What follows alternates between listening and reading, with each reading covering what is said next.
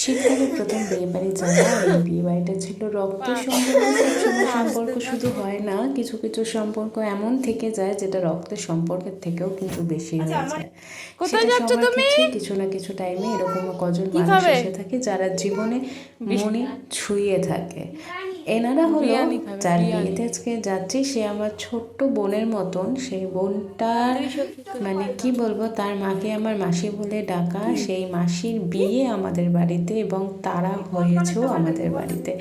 এতদিন আমাদের বাড়িতে থেকে গিয়ে তারপর তারা বাড়ি ঘর করে নিজেদের একটা সুখের সংসার করে খুব কষ্টের মধ্যে দিয়েও আজকে যে এত বড় করে বিয়ে দিচ্ছে, এত লোকজন নেমন্তন্ন করেছে। নেমন্তন্ন বাড়িতে খাওয়াটাই সব কিছু নয়, আনন্দ করে এই যে আমরা যাচ্ছি সবাই মিলে, এটাই আমাদের কাছে মজা। খাওয়া তো তুমি যখন খুশি খেতে পারো, তোমার ইচ্ছা হলেই তুমি খেতে পারো, কিন্তু তার মধ্যে থেকে ওই যে বললাম কিছু কিছু সম্পর্ক বহু দূরে জায়গাটা একদম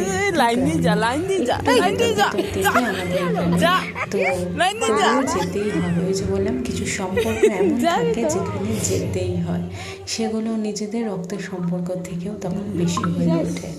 তো এমন আশা করবো সবাই বুঝতে পারবে। দেখেছো জায়গাটা একদম শুনশান, চারিদিকে জঙ্গল, আর তার মধ্যে থেকেই আজকে বিয়ে বাড়ি।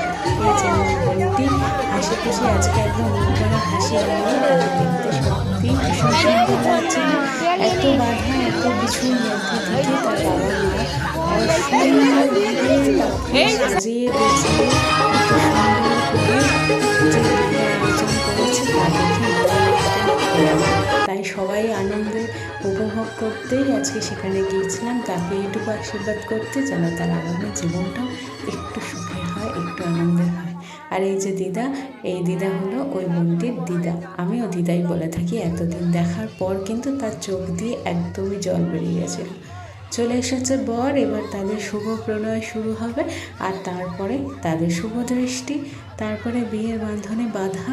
এমন করেই যেন সুখী কাটে তাদের জীবনটা, যার জন্য আজকে হাজারো কষ্টের মধ্যে আমার দিদা হাঁটতে না পারলেও তবুও কিন্তু এই বিয়ে বাড়িতে উপস্থিত হয়েছিল শুধুমাত্রই একটাই কারণে, তাদের আতিথেয়তা, তাদের নেমন্তন্ন, তাদের সমস্ত কিছু যেন প্রাণ ছুঁয়ে যাওয়ার মতন। এতকাল আমাদের বাড়িতে থেকে গিয়েও তবুও তাদের নতুন এক বাড়িঘর হয়ে আমাদেরকে ভুলে যায়নি, এটাই আমাদের কাছে অনেক। এই যে আমার সেই মাসি, যার বিয়ে বললাম আমাদের বাড়িতে, আমার এই বোনটিও হয়েছিল আমাদের বাড়িতে। তো সেক্ষেত্রে সেখান থেকেই এই মাসিকে আমি কিন্তু মাসি বলে থাকি। যাই হোক মাসি, তোমার মেয়ে ভালো থাকুক, খুব ভালো থাকুক, খুব সুখে সংসার করুক। সত্যিই ভালো লাগলো এই বিয়েবাড়িতে গিয়ে, সবাই এত মজা করেছি, ভীষণ মজা করেছি। যেটুকুনি টাইম ছিলাম তাদের সমস্ত মজা আমরা আনন্দ মানে দিয়ে আমাদেরকে সত্যি ভরে তুলেছিল। চলো তবে ভিডিওটা এবার দেখতে থাকো একটুখানি, আর তারপরে খাওয়া দাওয়া, তারপরে আর আমার ছেলের দুষ্টামি, এই সব কিছু নিয়েই এত ঠান্ডার মধ্যেও আজকে প্রথম বিয়েবাড়িতে উপস্থিত কিন্তু হয়ে গিয়েছিলাম। বর আসা মাত্র বরকেও দেখলাম কিন্তু আনন্দের সাথে একটুখানি বরও নেচে নিয়েছিল। তবে গেট ধরার পালায় একটুখানি অসম্ভব একটা দুর্ঘটনার মতন ঘটে গিয়েছিল। এত চাপাচাপি শালিদের যে সেখানে একজন পড়ে গিয়ে বয়স্ক মহিলা, তার একটু চোট লেগেছিল। যাই হোক তবুও তার মধ্যে থেকেই বিয়েবাড়ির আনন্দটাকে সবাই এই যে আমার মস্তান গুন্ডা চারিদিকে ঘোরাঘুরি, আর তারপরে একটু ফটোশ্যুট। এই যে বর, আর ওই যে আমার ওই মেশো বলতে আমি তাকে কিন্তু মেশো বলি না, দাদা বলে থাকি। ওনাকে ডাকি মাসি আর ওনাকে ডাকি দাদা। এবার পকোড়া নিয়ে একেবারে খাবার টেবিলে বসেছে। খাবার দাবারও ভীষণ ভালো ছিল, ভীষণ। এত কষ্ট করে এত সুন্দর আয়োজন, একটা বাবা মা আর দাদা এত সুন্দর করেছে, তাকে বিয়ে দিয়েছে। এটা আর কিছুর জন্য যাওয়া নয়, খাওয়া দাওয়া সব কিছু সত্যি মন থেকে বলছি, মানে মন ভরে গিয়েছিল। এই যে এমন সম্পর্কগুলো মায়ার বাঁধনে এমন বেঁধে থাকে না, হাজারো কষ্ট, হাজারো সমস্ত কিছুর মাঝখান থেকে তখন মনে হয় না এখানে কিন্তু যেতেই হবে।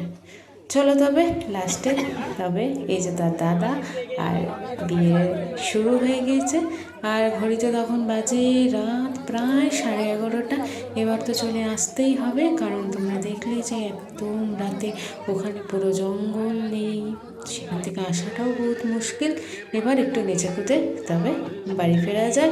সবাই ভালো থেকো, সুস্থ থেকো। আমার চ্যানেলটা ভালো লাগলে অবশ্যই আমার চ্যানেলটা একটা লাইক করো, একটা সাবস্ক্রাইব করো। আর তোমাদের আমার ভিডিওগুলো কেমন লাগছে অবশ্যই আমার জানিও। এই যে হেঁটে আসছিল বয়স্ক মতন, উনি কিন্তু আমার দিদা, এত কষ্ট করে পা ব্যথা নিয়ে তবুও গিয়েছিল। চলো তবে আজকের মতো টাটা, আবার নতুন কোনো ভিডিওতে দেখা হবে, নতুন কোনো ব্লগে আসবো। আজকের মতন টাটা।